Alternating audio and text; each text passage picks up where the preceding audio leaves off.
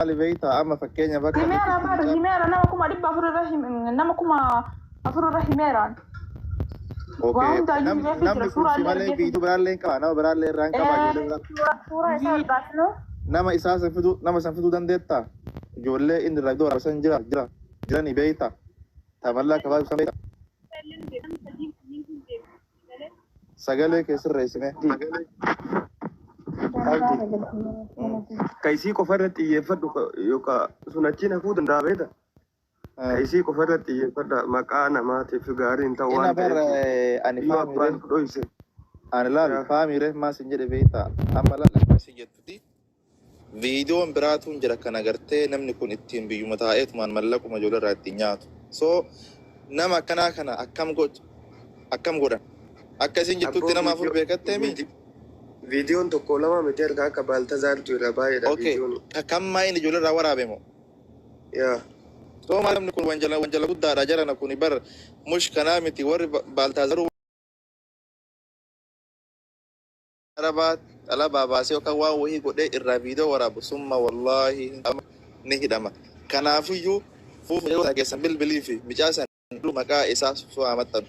Suuraan yoo maxxane bakka dhaloota isaa yoo beekne ol baha haga ganda isaa hin deeman ol baha. Waan ansin jedhu viidiyoo dhala mamaa kin jettatanii qabatamaan illee yoo beekuu baadhe hundallee yoo beekuu baadhe ka beekuun qabanis akkasuma faamilleen beekuu danda'a maamilleen beekuu danda'a. Wanti kun jira yoo ta'e hamilee shamara kennatiif gaarii. Gabbarri gabbaraa jiran sun hamileen isaanii kacabaa jiran sun sodaan isaanii ka itti dhagahamaa ture sun akka keessaa badu anis waadadha shamara kanniin irraa adda baafadhee waan kana deebi'ee asirratti ol baafnee atillee akka amma jirtu kanatti agartee nama kana tarkaanfii irratti fudhachuun hin danda'ama.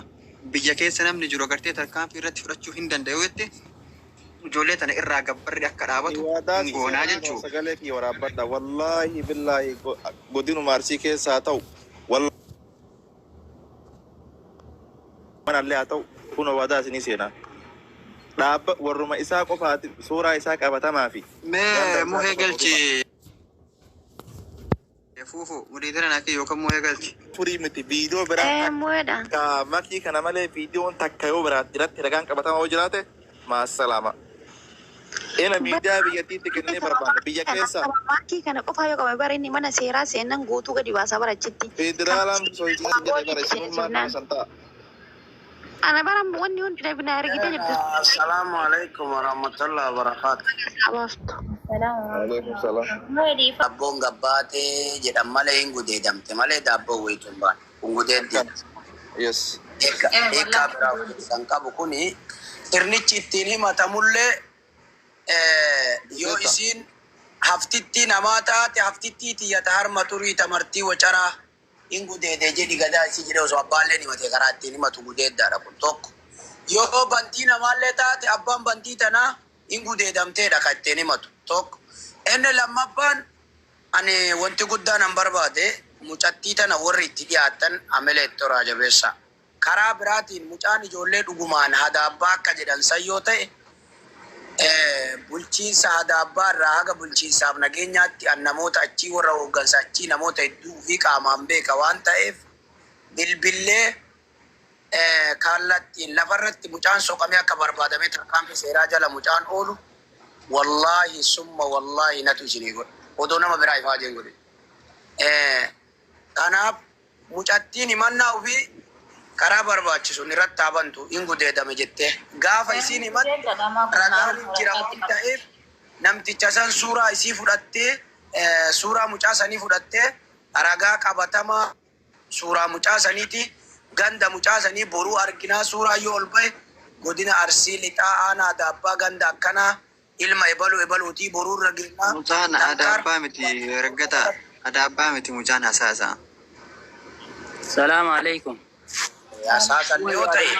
Toonin wallaahi billaan takkaa mana daabboo akkana kana seenee hin beeku garuu osoo viidiyoon kun viidiyoo koolii ka wal goroggoran san ta'e summa wallaahi mana kanallee seenullee irraan dubbadhu anillee akka namni suni fedha malee waraabame waan argee fi garaana nyaatte beekta. Saniif malee osoo Salaamu alaikum. Waalaikumsalam warahmatullahi wabarakatuh. Waalaikumsalam warahmatullahi Dia wabarakatuh. di kode birthday bawa Ayye. Fufu. Oh, Mamme galchi gadi buuta. maameen kan Mame, fuullee itti dawalee namni biraas beeku baatu namni sadii makkaa kana keessa sirri beeka. Fi maamee faamiliin asirraan fakkaate yoo waan dhimmi kun uma feete illee taatu biyyoon tun bakka waatti taate kana wallaaltu yeroo saniif illee wallaalte. Waan ammaa yoo ta'u baate waan duubaa quban qabu dhiifama abdiin faa waan yookiin quban qabneef nu gandallee warra mujatiitiif warra gurbaa jedhanii illee beekaa. Siimu nama akkanaa barbaanne. yoo dhiifama naa godha ijoolleen shamarranii yoo waan achi asii taate kurbaasuu jechuun hariiroon isiin nama hedduu qabdu likkeen qabu jedhame likkeen qabu deebii gadoo hedduus akka waan qabduuf kama silaa of heddullee waan achi asii yoo ta'u taate namoonni hedduu asitti haga gaddagalee gosaatiin irra wal fixanii akka hin taane akka adda hin mu'een naaf ragaasitti jechuudha. Waan duraa yoo taate mucaan ijoollee nageelleetti sirbumaa gadi katama san jechuudha. Nama Facebook irraallee suuraa mul'ullee qabu namoorrallee qabu. Baay'isawee ijoollee arsii taatee yoo saalfatte malee abbaan isii dhimma asiin duraa san jechuudha. Warroonni isii naannessaa turanis warroonni isii deeggaranis asala jiraachuu danda'anii. Kallatti maane Maamad kallatti Maamadullee dhimma sanniin dhiiste waa'ee amma viidiyoo kanarraa fi waa'ee mucaatiin wal qabatee akkasiin yoo viidiyoo akka duraa san ta'e jechuudha. viidiyoon kuni dubbiin naan galle Maameen tartiibu maasa ukanaan itti hafu fuudhiisatti muhimee itti fuudhu akkuma haasawa tartiiba. akkasii miti yoo ajandaadhaan ala ba'ee in akkasii miti abdi ajandaadhaan ala ba'aa jira. Fakkeenyaaf mucattiin tun nama walitti buuteen qabdi. Namoota walitti isiin buuteen saniin akka wal hin qabsiifne dubbii mucattiin akka isiin itti lafa kaatti waan isii hubachiisuu qabnu. Viidiyoo namni na waraabe abdiidha jette. Namni gadi baase Umar Bukaariiti jette. Dhageeffadhu. Namni gadi na baase Umar Bukaariiti jette. Asirra dhaabattee dubbatte malee waa'ee namoota isii walitti buuteen san asirratti kaasuun gaarii miti jechuudhaaf. Viidiyoo kiyya kagabbaasa Umar Bukaarii jetti moo kamaachi bakkee itti viidiyoon kun waraabaman beektii meeroo oli. Eeyyee kana waraabe abdiidha jette. Abdii raabbaruudha. Hin beektaa. Nuun beekna. Kan na baase immoo Umar Bukaariitii jette. Nama 4,000 irratti himatte 4,500 irratti manuma kanatti asumatti jechuudha. Ka hawaasni kamii irratti akka laaluun beeku malee dhimma mucaa kaan yoo ta'e fakkeenyaaf abbaan isii nama waan kana hordofu miti miila kan dubbiin halkanii guyyaa irra oolle mu'e abbaan sekenditti uummata sammuu dachaase. Daa'ima kiyyaa bakka kamittuu masuullee namni isiitti gaafatamu hin jiru jennaan namoonni osa hordofaa turan muluun kama osan kadhannu mulu irraa deebi'e. Kanaaf yoo akkuma ijoollee arsiisan arsiin kenna kun haga wanti tokko mataa irra bahu keessattuu ijoollee shamaraatu waa dubbachuu ofirraa dubbachuu kana aadamattuu hin qabanii beeyta. Kanaaf yoo kamu jayyoon ofitti amantee of bira dhaabattee wanti kun naasoo qamoo taate abbaan nama hordofii fi daawollee walitti dhiyaata. Uumaa ijoollee aanaa takka maqamatu godina malee nageellee fi boqojjii jechuun qirbinu dhugama walitti dhiyaata. Nama kan hordofuu fi danda'u. Kami irratti haa xiyyeeffatamuu keessa hordofaa malee waan gara biyyaatiif naannoo mana haga manaa bakka nama beeku jira mucaa wal taate. Viidiyoon biraallee akkuma jedhu jette mucaa uuma kana dalaga. Mucaan asaasama boqochi. jettee jetti bara. Aanatti asaasa garuu daangama sirboo fi nageellee magaalaa nageellee mucaan. Okay.